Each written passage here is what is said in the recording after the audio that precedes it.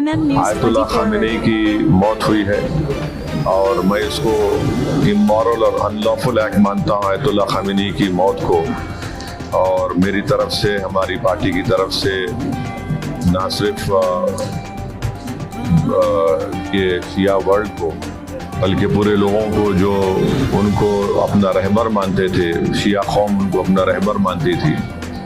और हम ये मुतालबा करते हैं कि ये जंग ख़त्म होनी चाहिए और भारत सरकार को इसमें अपना रोल निभाने की ज़रूरत है। और हम उम्मीद करते हैं कि मौजूदा बीजेपी की सरकार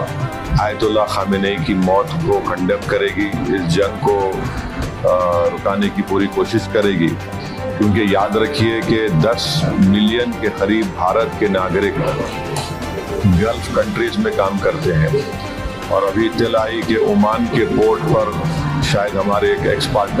एक इंडियन वर्कर की जख्मी भी हुए हैं। तो ये